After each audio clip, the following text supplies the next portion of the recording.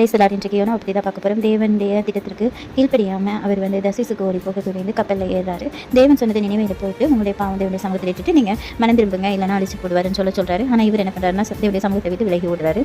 அங்கே போய் அடித்தட்டில் போய் தூங்கிடுறாரு. அங்கே பார்த்தீங்கன்னா காற்று வீச பண்ணி கடும் காற்றும் கொந்தளிப்பு உண்டாயிடுச்சு. அந்த நேரத்தில் எல்லாரும் பயப்படுறாங்க. மாலுமி கப்பல்கள் எல்லாரும் பயந்து உங்கள் தெய்வத்தை வணங்கிக்கோங்கன்னு சொல்லிட்டு யோனாவை எழுப்பிட்டு இப்படி தூங்குறது என்ன, நீ தேவனை வணங்கிக்கோ அப்படின்னு சொல்கிறாங்க. அப்போ எல்லாரும் பேசி ஒரு முடிவுக்கு சீட்டு போடுறாங்க. யார் பேரில் விழுதோ அவங்க எல்லாம் குற்றம் இருக்குது அப்படின்னு சொல்லி கண்டுபிடிக்கிறதுக்காக யோனா பேரில் சீட்டு விழுது. அப்போ யோனா என்ன கடலுக்குள்ள தூக்கி போட்டுருங்க அப்படின்னு சொல்கிறாரு. அப்படி சொல்லும் போது அங்கே அவங்க எப்படியாவது நம்ம கரையை சேர்ந்தெல்லாம் சொல்லிட்டு ட்ரை பண்ணுறாங்க. அது முடியலை.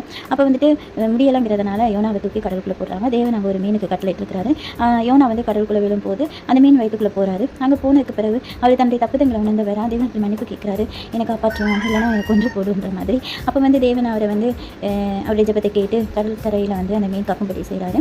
அப்புறம் தேவனுடைய திட்டத்தை அவர் நிறைவேற்றுறதை நம்ம பார்க்குறோம். இப்படிப்பட்ட காரியங்கள் நம்முடைய வாழ்க்கையில் அநேக காரியங்கள் தேவன் நம்மை வைத்த திட்டத்தை நம்ம உணராதபடிக்கு நம்ம இஷ்டத்துக்கு நம்ம வாழ்கிறவர்களாகவும் நாம் ஒரு காரியத்தை செய்ய நம்ம துணிந்து செயல்படுகிறவர்களாகவும் காணப்படுகிறோம். நான் இப்படி இருக்கக்கூடாதுங்கிறது அவருடைய ஆசையாக இருக்குது.